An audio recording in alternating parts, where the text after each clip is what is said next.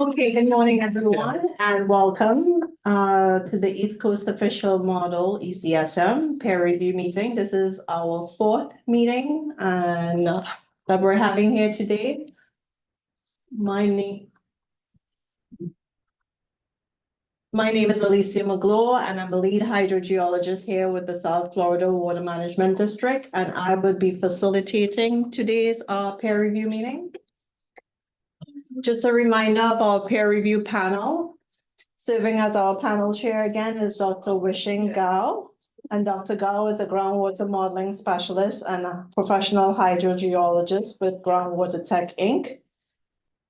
He has more than 30 years of experience in groundwater flow and solute transport modeling with expertise in the impact assessments of sea level rise and saltwater intrusion along the coast.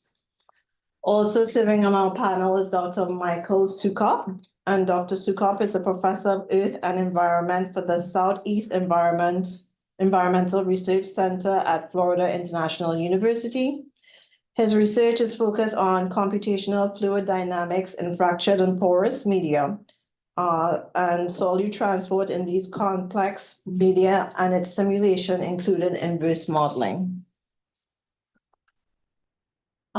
This is reintroducing our East Coast official modeling team. Team's still the same from the last few meetings, and we will be hearing from a few of them today on the status of our ECSM calibration. So on today's agenda, we'll first provide an update on the status of the model since our last meeting, which will be followed by going through our initial conditions, review of our monitoring wells, followed by model calibration status and the path forward. And then we'll open it up for the panel to discuss. But however, panelists, just as in previous meetings, you can feel free to stop us during our presentation to ask us any questions or provide comments and feedback during the presentation. And then, of course, at the end of the presentation, if there's still comments or questions that you have, we'll open it up for the panel discussion. And then following the panel discussion, we'll then open it up to the public for comment. At that time, I will explain the process of for the public to provide their comments at the end of the meeting. And with that, we will go ahead and get started with Jason Patterson, who's going to be giving us the model update. Jason. Thank you, Alicia. As Alicia had mentioned, my name is Jason Patterson, and I will be giving the model update since last time we met. I do believe last time we met, we mentioned we were going into the calibration phase. However, after reviewing model outputs using our many in-house post-processing tools, we've determined now would be the best time to review the model fundamentals and original construct. With that being said, one of the first things we wanted to concentrate on were flows and magnitude, direction. So we reviewed the flow and direction and magnitude, and we saw the direction appeared very reasonable. However, the magnitude in some areas appeared to be higher than anticipated. That spurred a review of the model boundary and the fixed heads. This would include rivers, drain heads, constant heads, and general head boundaries. We also reviewed the conductance term and the GHBs we do have, mostly within Lake Okeechobee. And what we noticed was that there were large vectors caused by differences in prescribed heads and adjacent simulated cells. So we had cliffs. We created some artificial cliffs. We had noticed it, and we figured now would be the right time to fix this. Additionally, mentioning the GHBs, we saw those large GHB vectors in Okeechobee, which I'll show you in a moment. And those were the things that we really concentrated when it comes to the flow, direction, and magnitude. So as I mentioned now twice, the reduced GHB conductance occurred Lake Okeechobee. We modified the fixed heads in the rivers and drain cells, and we also modified the constant heads and replaced them with the time-varying heads along the model boundary. So to get an idea of what we did with the constant heads, here we go. To the left, it's a bit of a spoiler. You can see down to the southern portion on the right, which is our updated model, that we do open up Florida Bay and Biscayne Bay. To the left is our initial constant head, and you can see, one moment, please. Thank you. Appreciate it. We have a constant head through the northern portion and along the western portion of our model boundary and a little bit to the south. The rest within green are time varying constant heads, and they hug the coast very closely. As you can see over here, we updated this. We turned them all to time varying constant heads. As noted to the right in the text, we opened up Biscayne and Florida Bay. The results are here. We can see the flow magnitudes to the left. We have our initial layer 1 stress period 1095. This would give us the, it's December 31st, 1988. And if you look at the initial layer 1, you can see around Lake Okeechobee right through here, we have incredibly high vectors. This is from the GHBs I had discussed a few minutes ago. And we have large vectors to the north, and we had some little vectors throughout the model domain that we didn't necessarily think looked correct. So we went through and we made our modifications. The result is over here. This is our updated. This is the before, and this is the after. And you can see we subdued a lot of these GHBs along the Okeechobee, along the border of our model. We also subdued several of the flow magnitudes. Now, what you see here in the layer 1, we have the gray and we have the white. The white represents the wetlands, and the gray represents non-wetland areas. And northern Miami-Dade, southern Broward County, right through here, we still have these large vectors. And we wanted to put the layer 2 because over here is what we have with the Darcian flow. And over here, layer 1, this is overland flow. So we took the topography of our model and we took the water levels and we realized that these were overland flows. The actual model represented right here without overland flow, we see the vectors are relatively small and within what we consider reasonable. To give you an idea of the depth we went through, we started off making a series of potentiometric surfaces. Well, not surfaces, I'm sorry, not potentiometric surfaces, water level surfaces.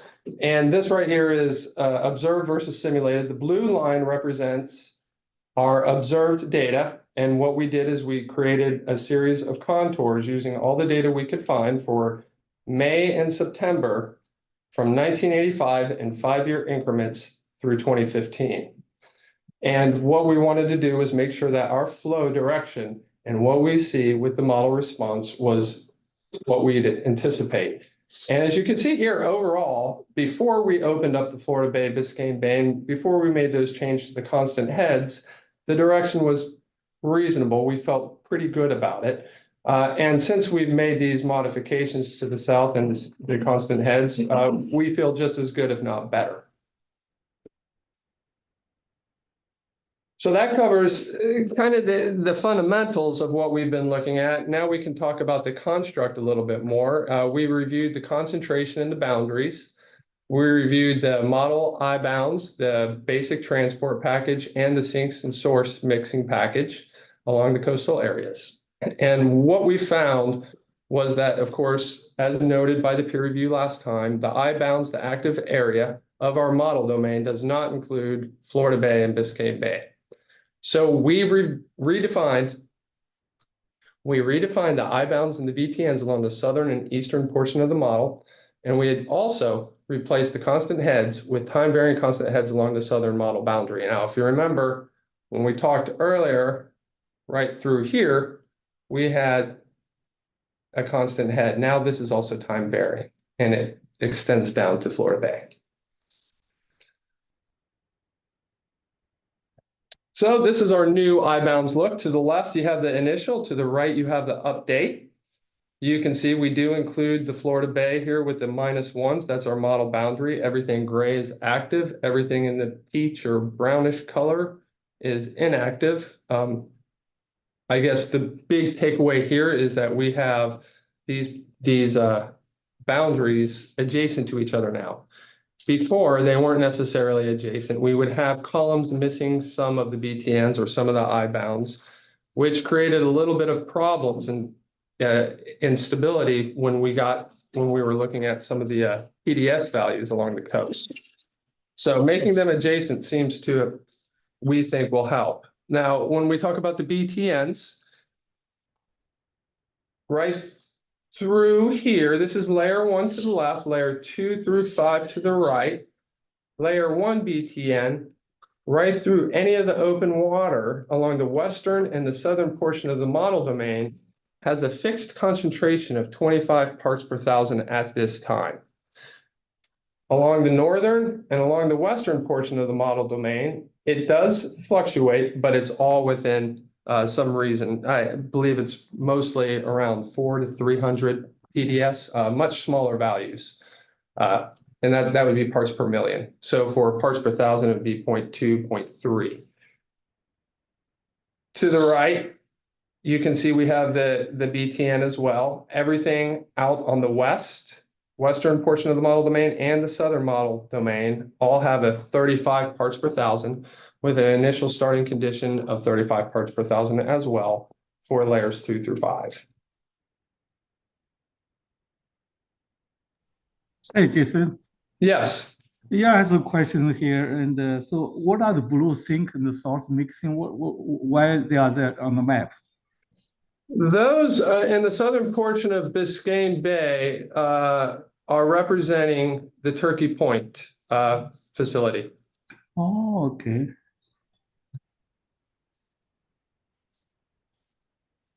Yeah, another question is, I can see on your new update the boundary conditions. So it seems like lower keys, the islands are outside your model active area. Is that correct?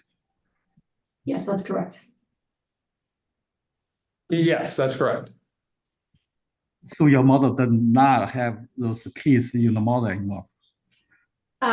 No, so the lower portion south of Marathon.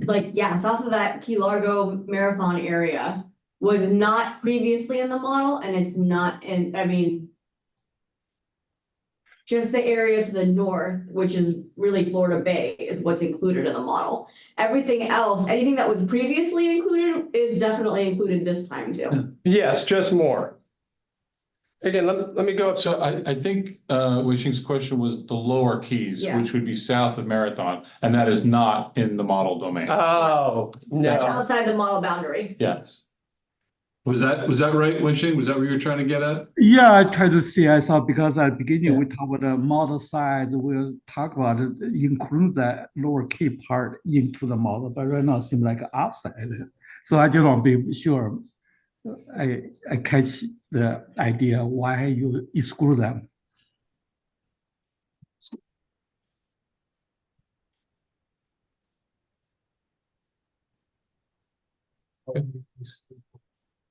Yeah, no, we didn't. So our active model domain is everything north of Marathon. Is when we originally set up the ECSM model domain, that's how we kind of set it up. And so when we updated the model boundary, we basically said include everything we've been including all this time, but we also opened up. So Jason, can you go back? I think it was to where we had, it was like slide 2 or slide 3, where we had the constant head. Yes. So Wei-Xing, if you can see here, the left-hand side of the slide shows what we previously had. Okay. Everything in Florida Bay and Biscayne Bay and all those keys, that was all inactive area. So we've activated that area now, which is why you see the time varying constant head on the east side of Biscayne Bay and then on the south side of Florida Bay. So we've now activated all of that. Okay.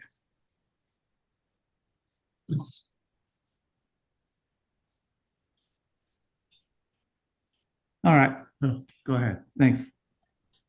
I was wondering, could you remind me the concentrations on the north and west and deeper layers? They're obviously, well, the north and west, they're fresh everywhere. For the most part, currently how we have it, I would say no.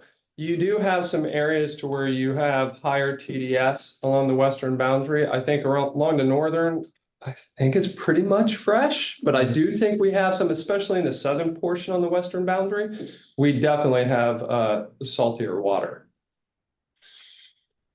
Yeah, there's known connate water in the Lake Okeechobee area and areas to the west. Yeah. Especially at Right. depth.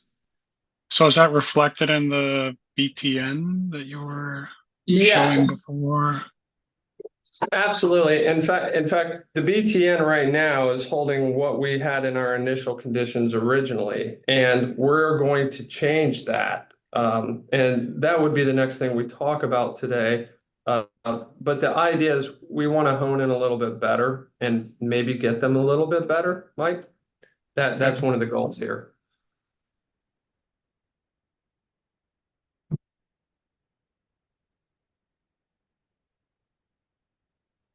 Okay, so now we do spawn into the initial conditions. So right now, I'm going to tell you that the initial conditions are not completed. We're still doing some data mining, trying to get more information. What we have available right now is what you see on the screen.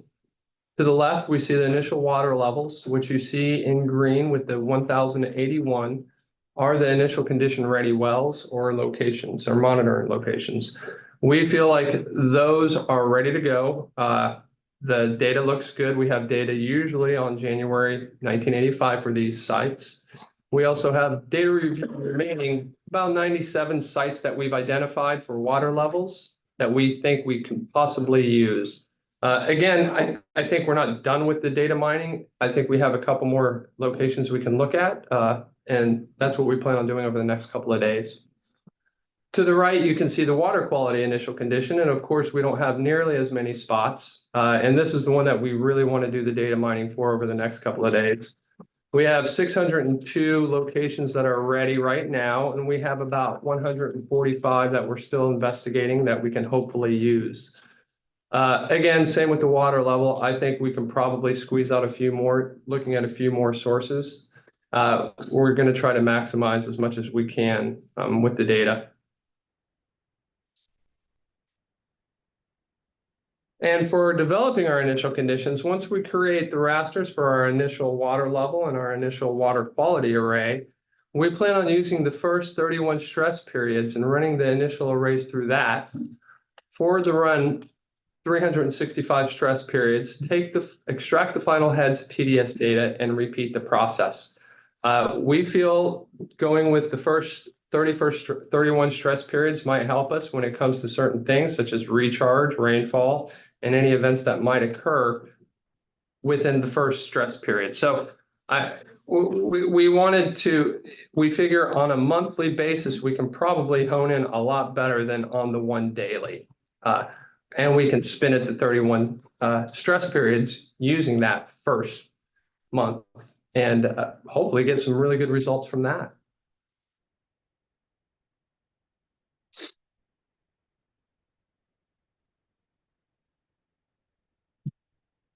With that being said, I'm going to turn it over now to Brian Martinez, who's going to discuss the monitoring well and wetland gauge review.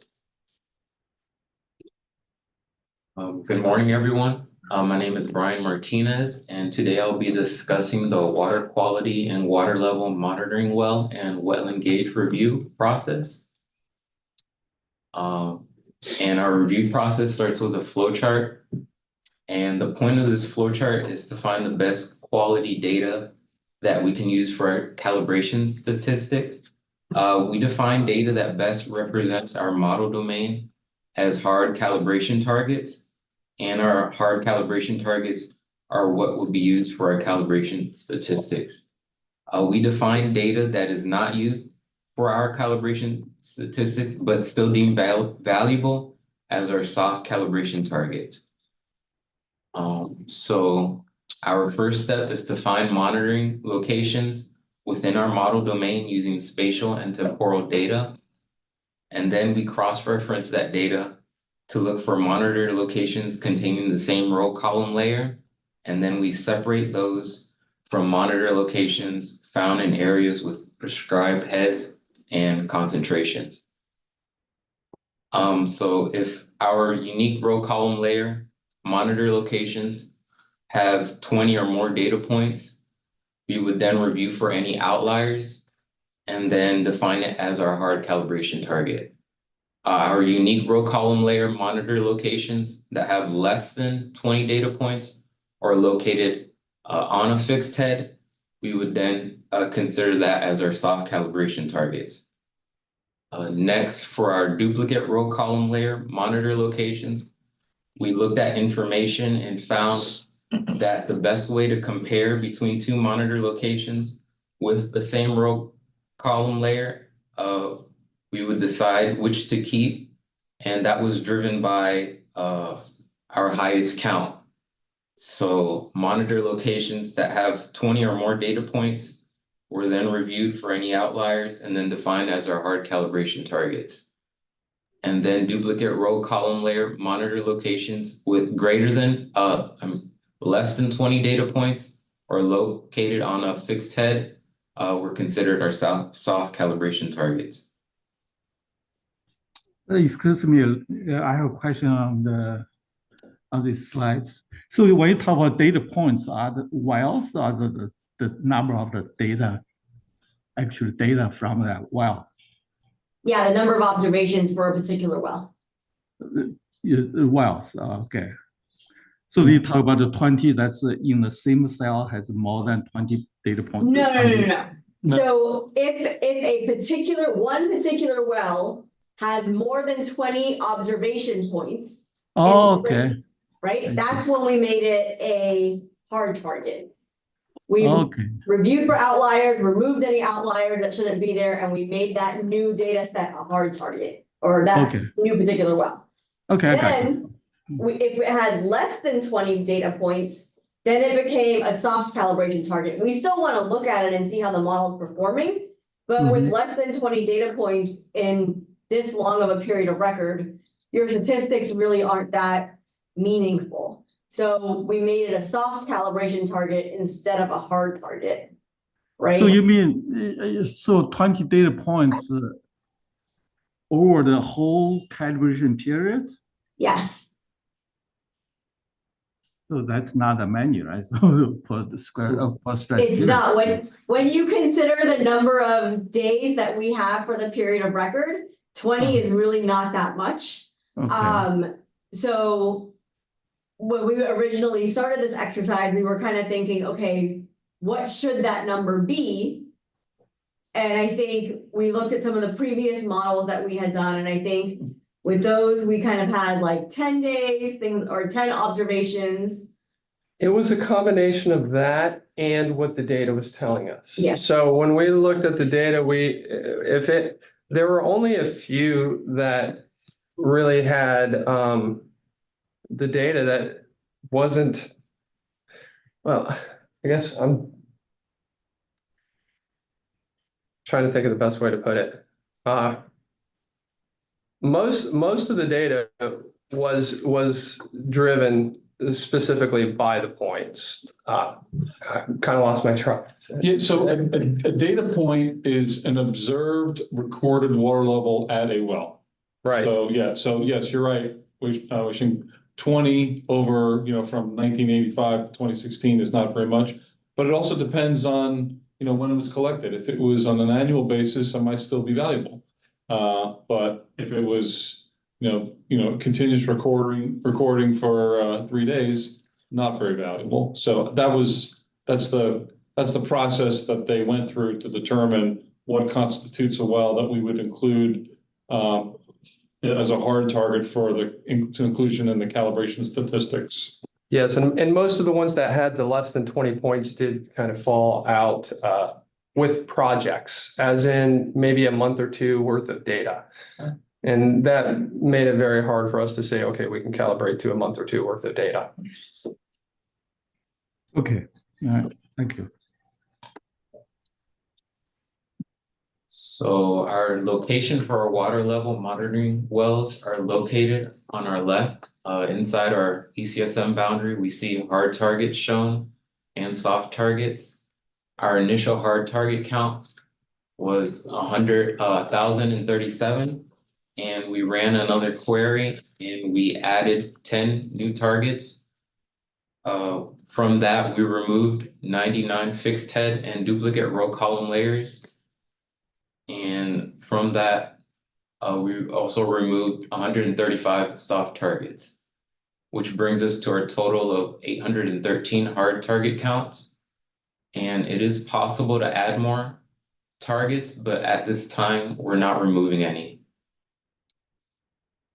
Our location for our wetland water level monitoring wells are shown on the left. Inside our ECSM boundary, we see hard targets shown.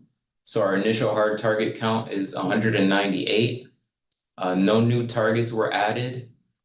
We did remove 11 fixed head and duplicate row column layers, and no soft targets were found.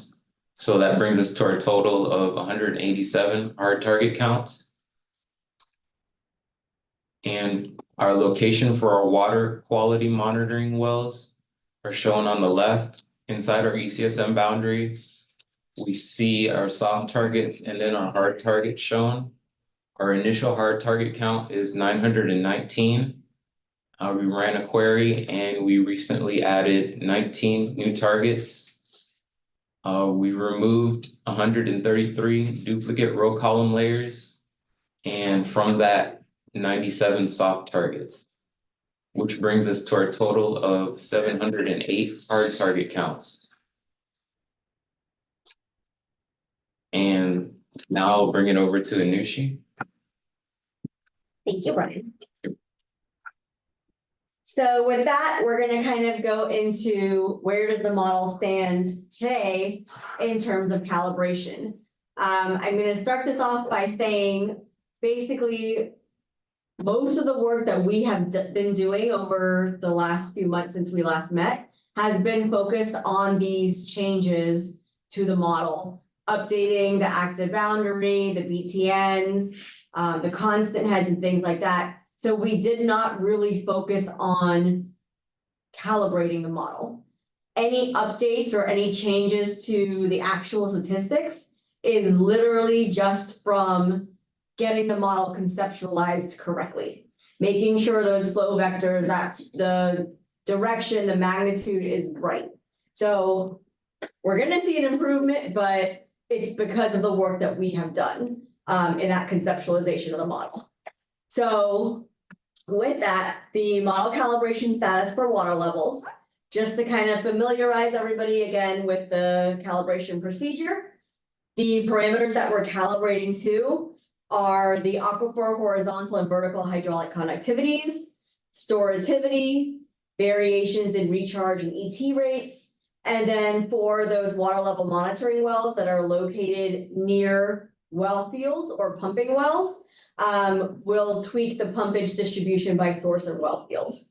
And of course, our water levels will be calibrated on a daily basis. Our calibration criteria for water levels, model-wide, we're looking for a mean error of plus or minus 1 foot. And then we're gonna look at the mean absolute error on a well-by-well basis. And for all of the wells that we have in our model domain, we want at least 50% of them to have a mean absolute error of less than 1 foot. And we want at least 80% of the wells to have a mean absolute error of less than 1.5 feet. And so here's kind of where we are today with our water level calibration status. So here you can kind of see on the left-hand side, the map is showing the mean absolute error with the dark green having a mean absolute error of less than 1 foot.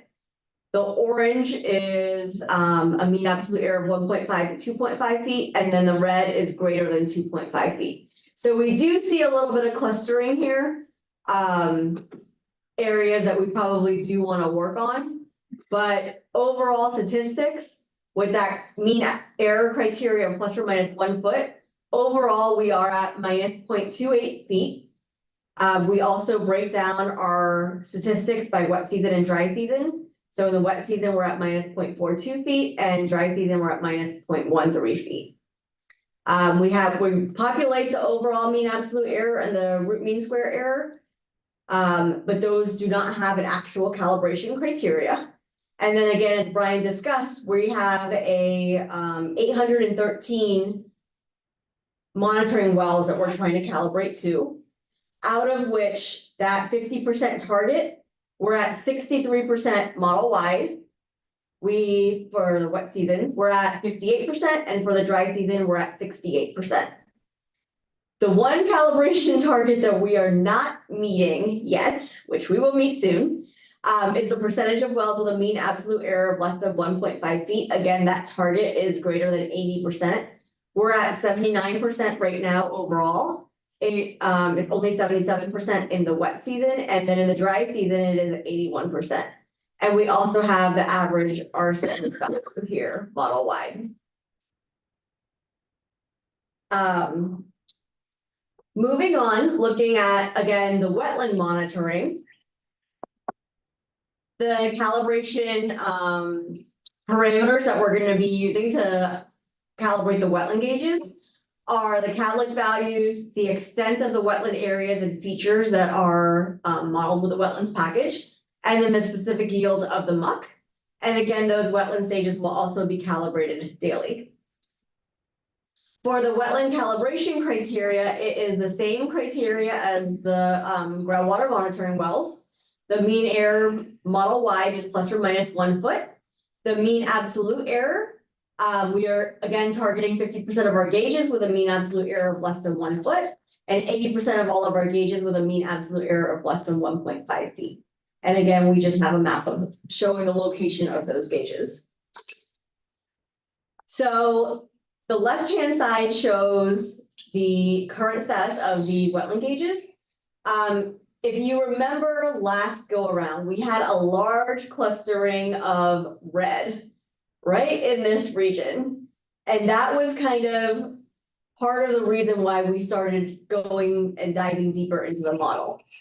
The last time that we met, we said, hey, we noticed that there's this area over here. We really want to tackle it and get these wetlands to perform better. As we started firing off sensitivity runs and opening up the statistics and looking at the flow vectors and things, we started noticing some of those anomalies. And that's when we really started taking a closer look at that model conceptualization and those initial conditions and boundaries. So right now, I think the wetlands look pretty good. We do have some areas up here and just north of here that we do want to continue to work on, but overall the wetlands look really good. Our statistics for the mean error overall, again, that criteria is plus or minus 1 foot. Overall, we're at 0.14. The wet season is 0.06 and the dry season is 0.22. Again, we have the mean absolute error and the root mean square error that we generate. Number of gauges, as Brian discussed, is 187 wetland gauges. For the percentage of gauges with a mean absolute error of less than 1 foot, again, that target is 50%. We're currently at 74% with our gauges having a mean absolute error of less than 1 foot. 75% in the wet season, 71% in the dry season. For the percentage of gauges with a mean absolute error of less than 1.5 feet, that target is 80%. We're currently at 90%. Wet season is 89 and the dry season is 90. So I think these wetlands look really good. Again, we do want to focus in on some of these areas and get the model to perform better. But overall, we were very happy with looking at these results. Moving on then to the water quality. So again, that calibration procedure, the calibration parameters that we're looking at, particularly for water quality, is the longitudinal dispersivity. We're looking at the horizontal and vertical transverse dispersivity, the effective porosity, boundary conditions, including tidal variations.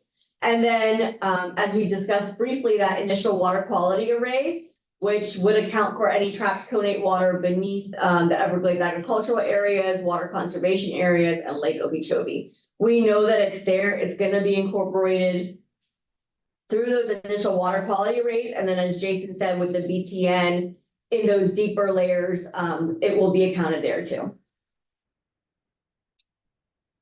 Water quality calibration criteria. So again, for the water quality calibration criteria, our target is 80% of all the water quality monitoring wells will simulate total dissolved solid concentrations within its individual calibration error band. So what that means is, I think we have 708 monitoring wells for water quality. Out of that 708, we need 80% of those wells to meet their calibration error band targets 80% of the time. And we do that by looking at each individual measurement for a given well. We look at the measurement and we say, okay, which bin does it fall into? And depending on that bin, we have a calibration error band.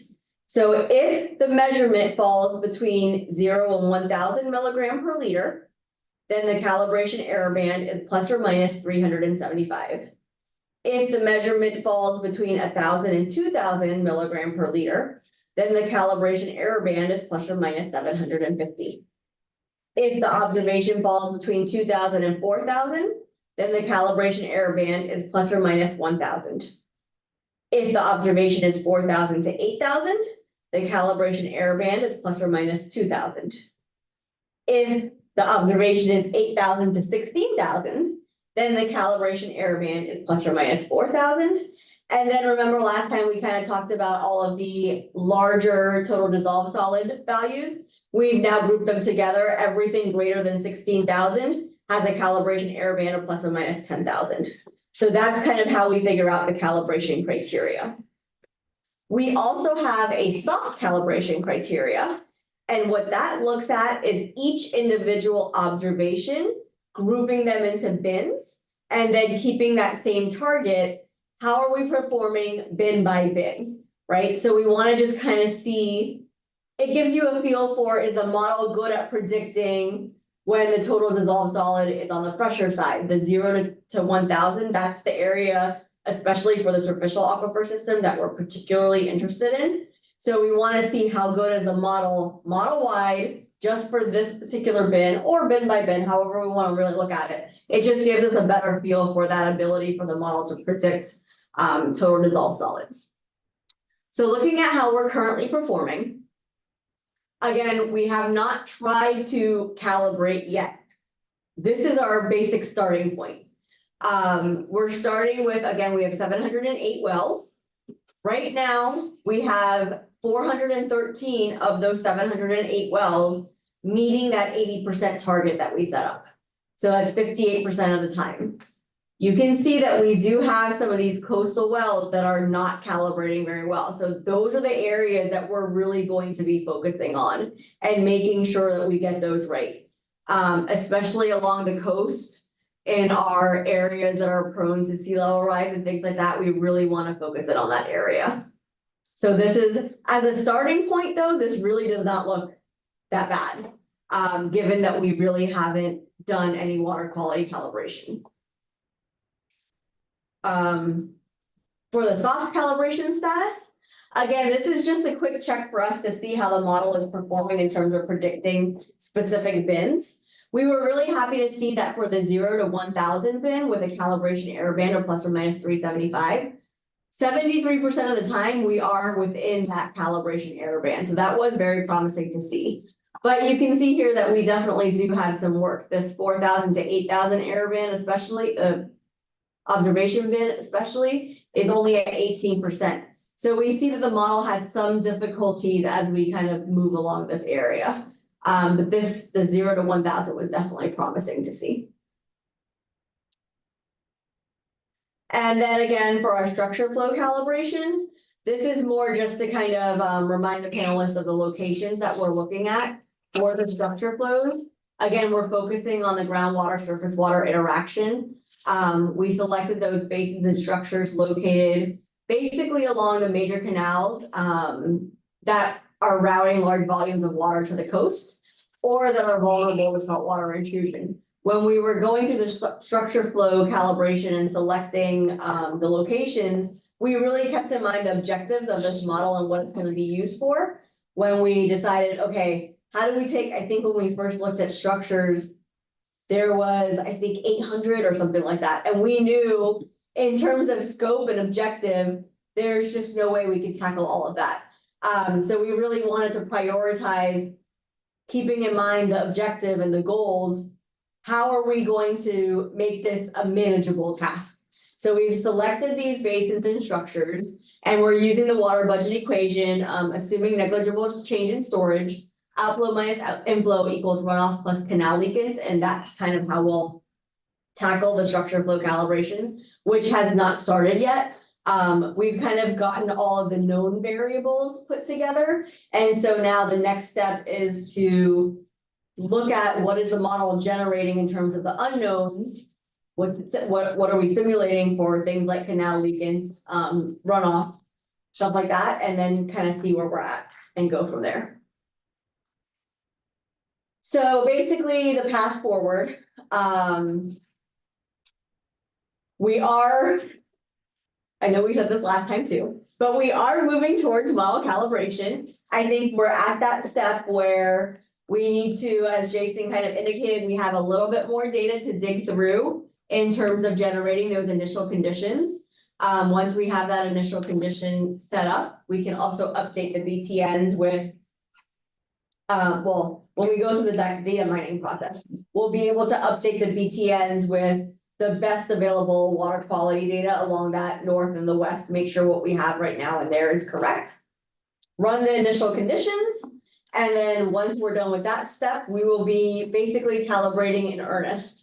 Trying to get this thing calibrated to the best of our ability. And so looking at the current and future tasks, again, finalizing those initial conditions. We are pretty set with the water level calibration and the wetland stage calibration. What we do want to do, again, as I mentioned, is focus in on those areas that we saw some of those reds, that clustering. We know that there's some areas that can improve, but for right now, it's not going to be our main focus. Our main focus is going to be that water quality calibration, which is going to be starting as soon as we finalize the initial conditions.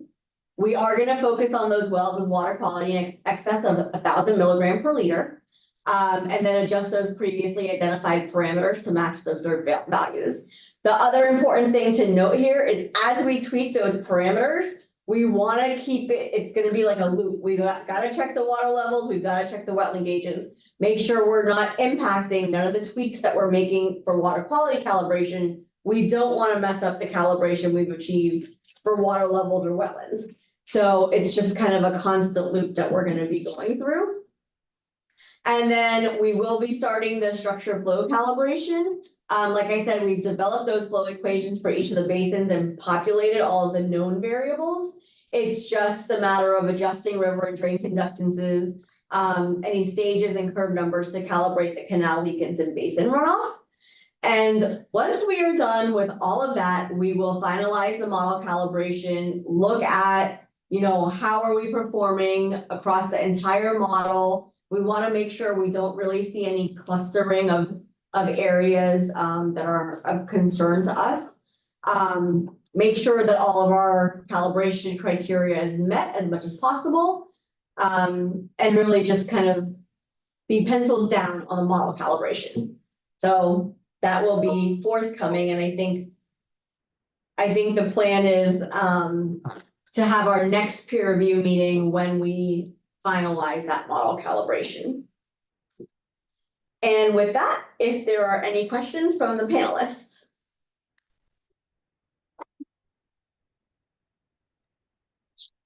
I have a couple of things. It's interesting, this idea about running the model for 31 stress periods starting on January 1st, 1985, if I understand correctly.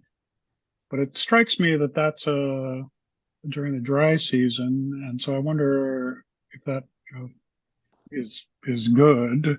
And I don't know what the impact is. It may not be that serious. And I guess you'll see when you start to look at your calibration results how it's actually working. But any thoughts about that?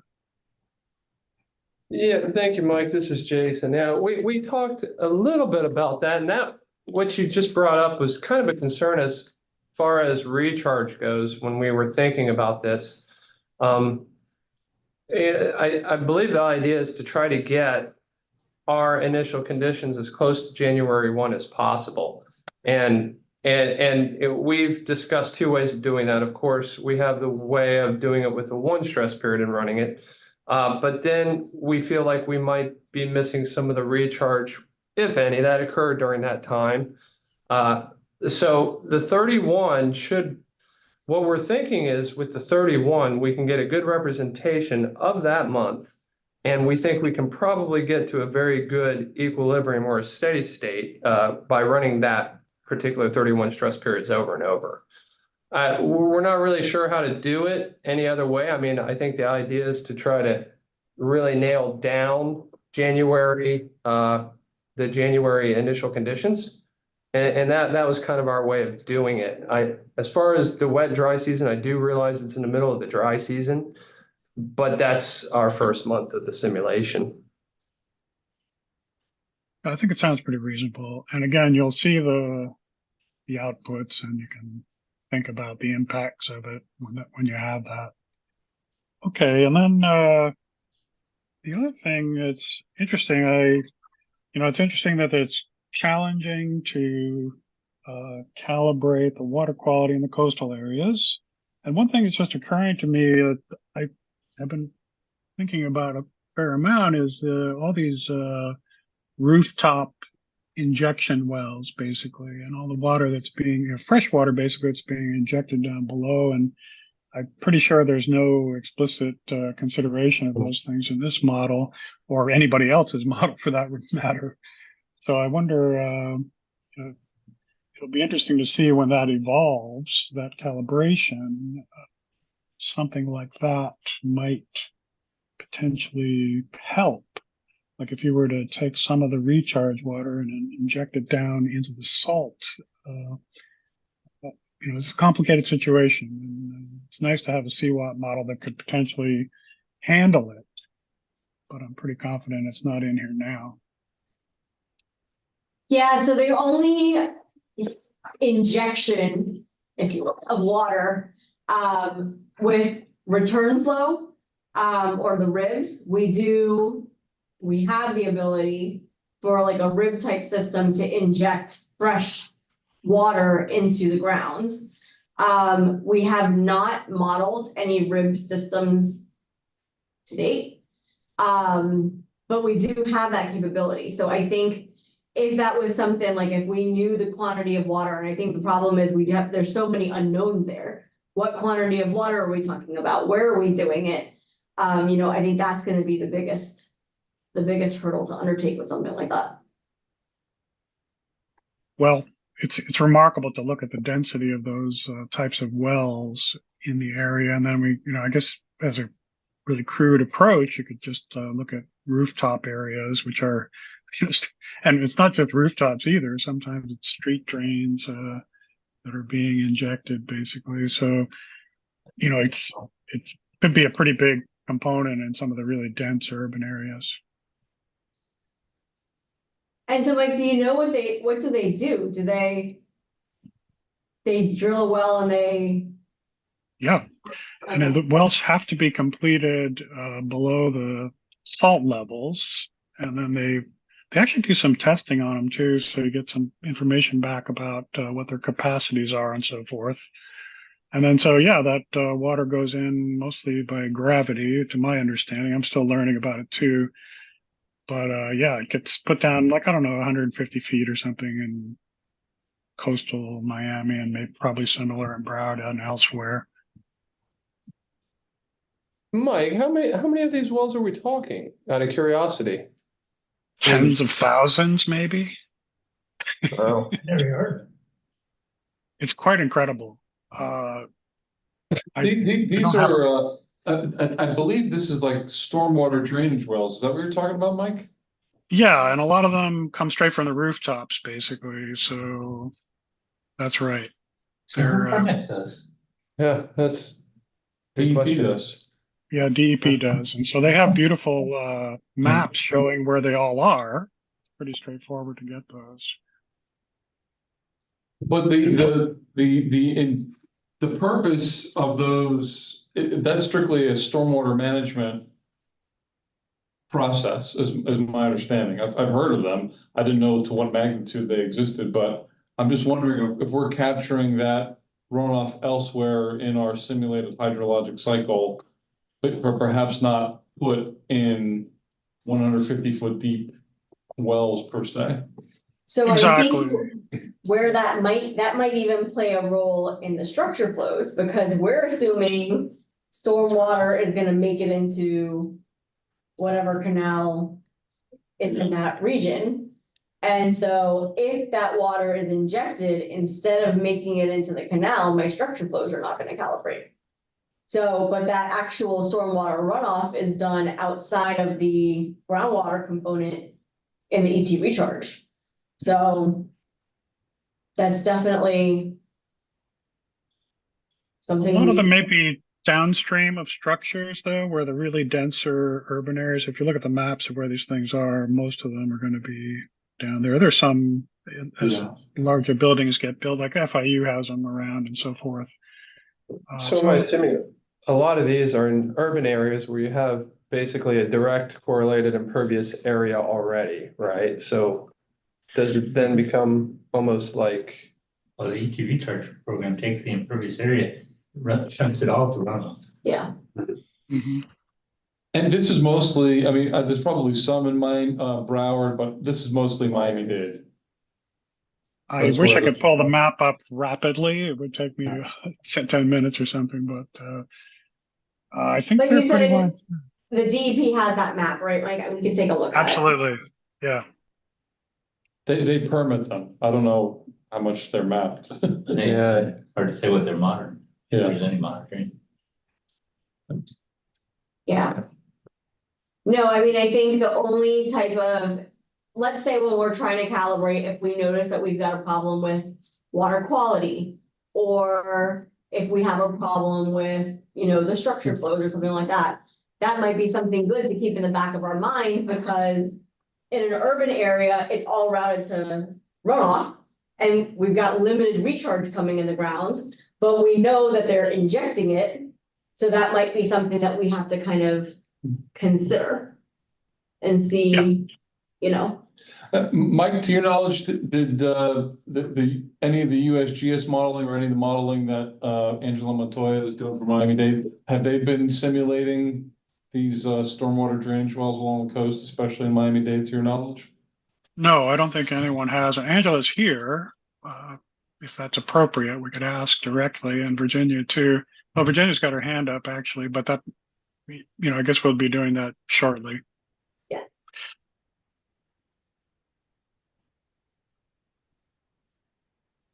So, right, I think the answer is no. I don't believe anybody's got them in their models.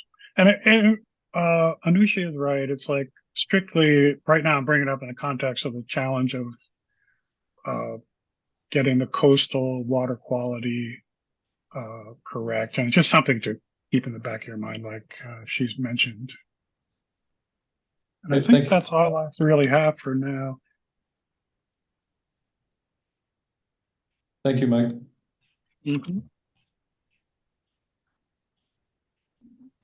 Yeah, I have a question. Yeah, someone else have a question, right? So let me ask you regarding the calibration, the initial condition. So you start with 31 stress repeaters, then you run 1 year from 1985. Is that correct?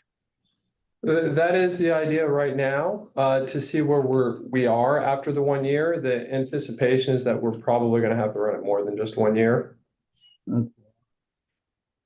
I'm thinking, because in that 1 year, 365 stress repeaters, you keep changing the parameters, right? The recharge, the ET, the heads. Currently, yes, the idea would be to do that, yes, to change the parameters for the 31 days accordingly, yes.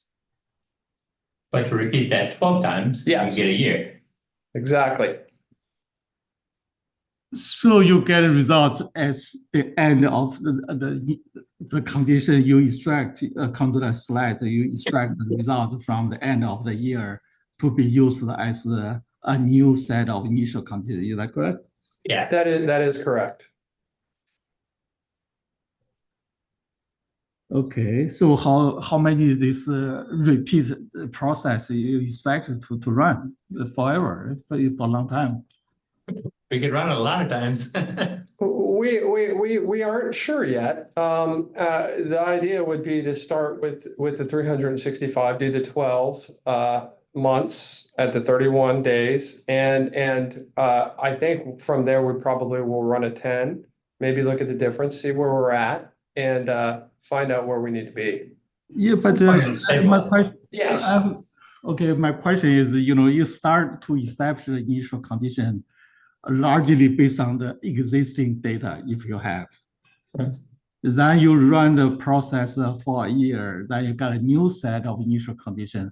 I'm going to rewrite those initial conditions you established based on the real data. Yes. Oh, not based on real data, no. It's, we take the final water quality at the end of those 12 iterations of 31 days, right? And take that as new initial water quality conditions and repeat it again. No, I mean, after you run it 1 year. So Yeah, you after start it runs 31, for 1 year, we take those final water quality, the TDS, and use that again as starting initial TDS and repeat that.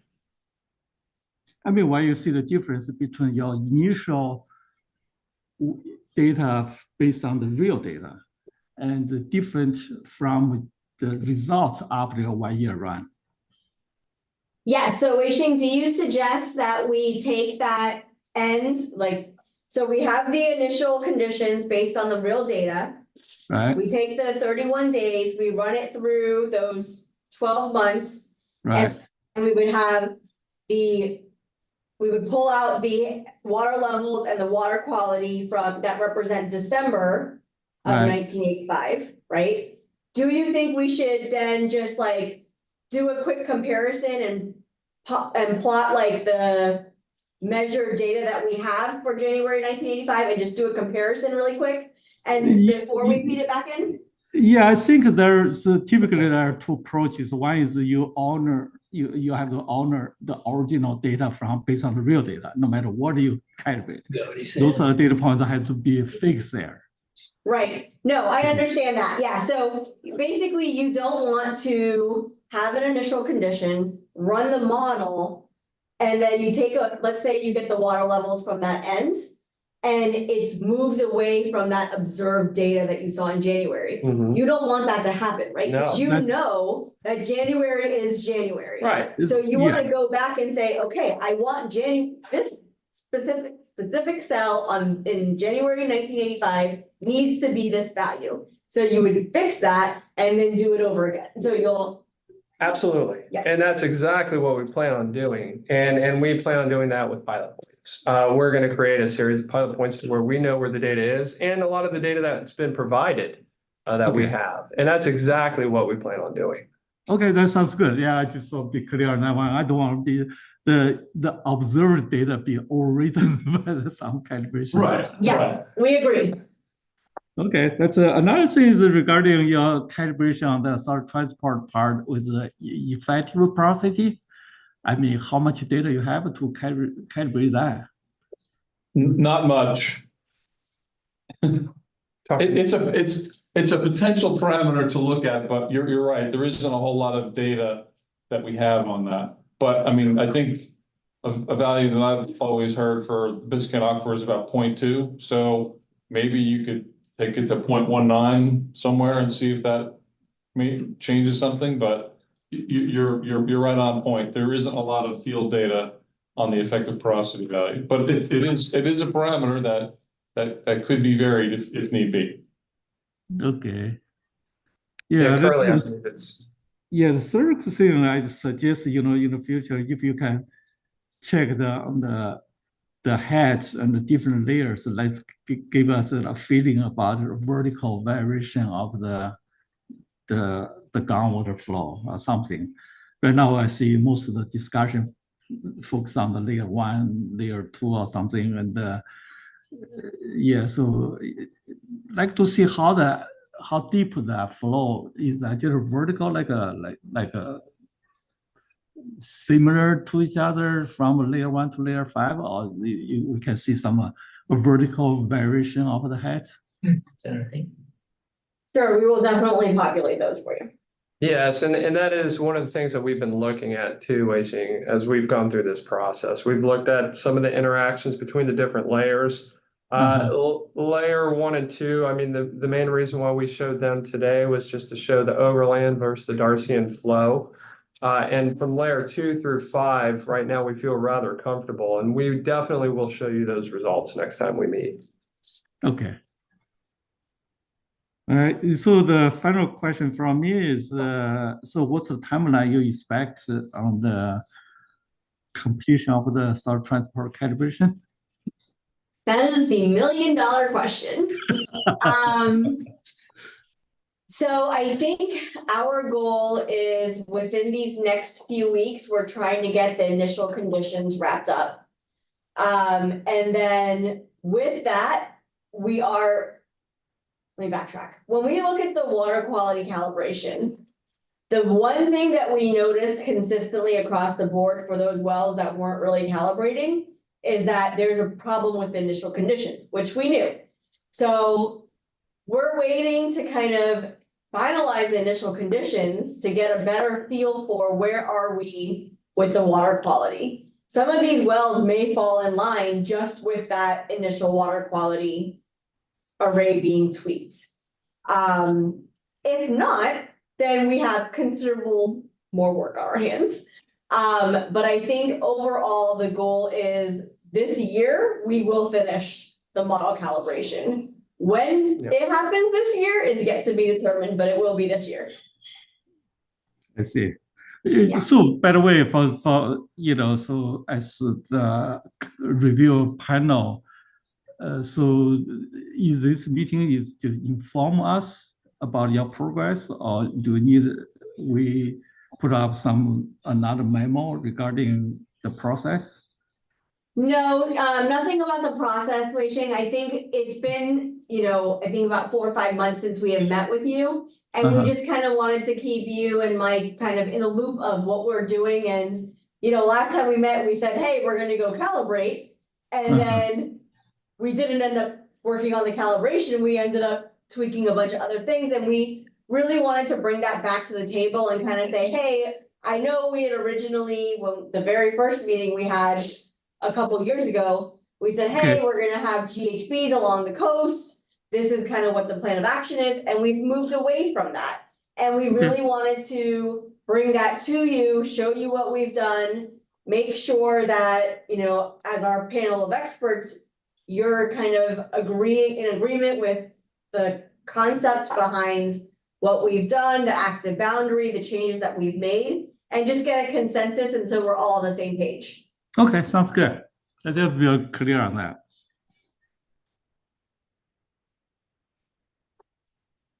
Anything else? Not for me.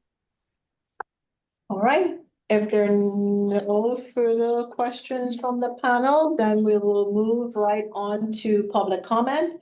So if you are participating via Zoom, you can use the raise the hand feature. And if you're participating via phone, *9 to raise your hand and *6 mute or unmute your line. When you are called on, please state your full name and affiliation prior to providing your comments.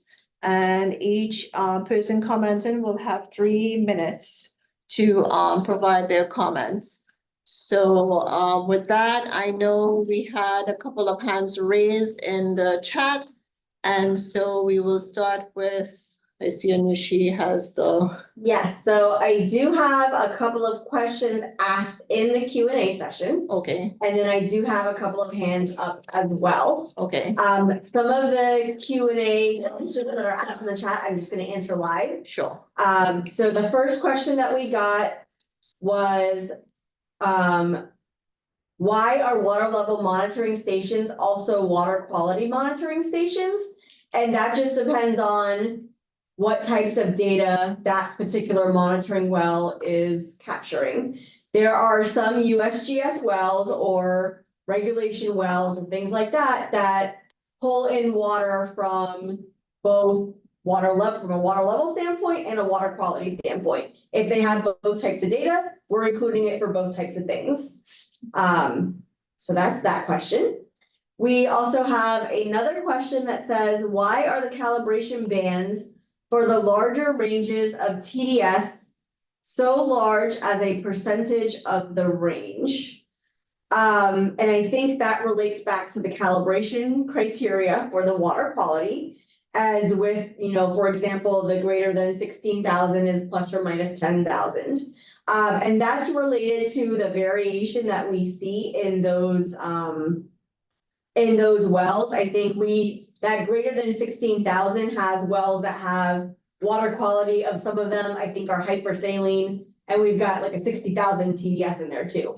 So when we were creating this calibration target, we actually went through and looked at previous, like our Floridan models, and we looked at the range of TDS and the calibration targets that we were using there. We brought it back to the panel. I think it was the very first meeting, and we kind of agreed on that, those calibration targets. So that's how we tackled that. I see a couple of things from Mike Zagdarski. He actually was able to send us the link to the DEP's underground injection control wells. So Mike, thank you for that. So Alicia, do we actually get this? The Q&A? Yes. Okay. So Mike, thank you. As soon as we get this from IT. Zoom, IT will send it to us. We'll be able to access that map, and that would be perfect. So thank you so much for sending that to us. And then we also have a comment from Angela Montoya. She said, we do not currently simulate these wells, the injection wells, but they will. So Miami-Dade is planning on doing that. And then outside of that, I see two hands raised. The first one is Detlef Zauer, I think is the name. Can you please go ahead and unmute and ask your question? Oh, yes, thank you very much. I did have my hand raised and I asked the question on the Q&A session rather than interrupt the meeting. So, can you hear me? Yes, you can go ahead and ask your question now. Yes, I'm saying that I don't have another question. Oh, because you don't have a question. Oh, okay, No, okay. Was it your questions that I answered earlier? Yes, yes, Okay. those were yeah. I'm sorry, I right. moved it over to the Q&A. Oh, I didn't know how Okay, to perfect. proceed. Thank you very much. Sure. Thank you. And then the second hand up I see is from Ishtiaq. Yes, thank you. Hello, my name is Ishtiaq. I'm with the Everglades Foundation. Thanks for this update. I have a couple of comments. First one is with the river package. I would like to know how you are defining the canal network in the river package, particularly river package is very important when you try to do the water quality transport in the layer 1. The leakage from the river package rivers is, kind of very important if you want to simulate the water quality. So I would like to know the canal network that has been incorporated in the river package. And number 2 is that you showed that you are using the varying head boundary at the coastal side of the model. I'd like to know that what kind of data is being inputted there. Is it the sea level data from the nearby tidal stations, or what are those are going into the model? Thank you.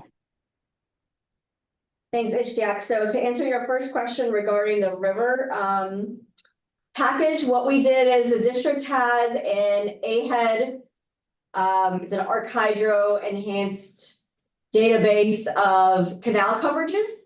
And so we take that database, and anything that's considered a primary canal is modeled with the river package. There are specific areas, the Everglades agricultural area and Lakeport drainage districts, that we also, even though they're not considered primary canals, they're small canal network. We also model using the river package, but for the most part, we just use that district ArcHydro A-head coverage, and the primary canals are what we put into the river cells for the model. So that was question number 1. And then I just wanted to clarify for the coastal question that you had, is that related to the actual water levels? Yes.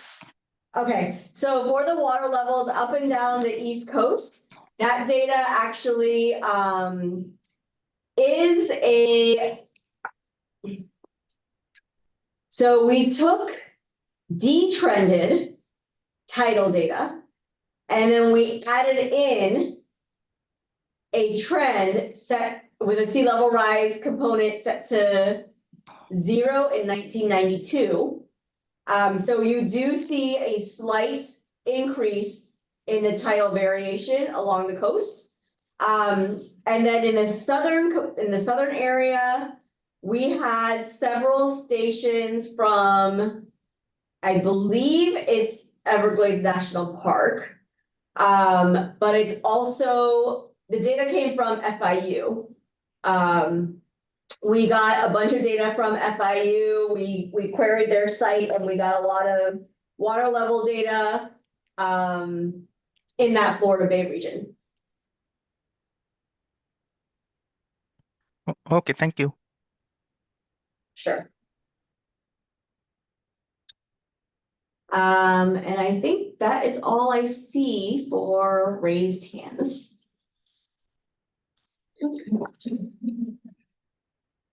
All right. If there are no additional comments from the public, then this concludes our 4th peer review meeting. And like Anushi said, we're going to be working in earnest here to try and get this model calibrated. And the next peer review meeting we have will be to discuss the results of our model calibration. So with that, I thank all of the presenters today and everyone that participated, listening in and provided your comments, feedback, and of course our panelists. Thank you so much again for your input. And with that, I will go ahead and call this meeting adjourned. Thank you, everyone. Thank you. Bye-bye. Thank you.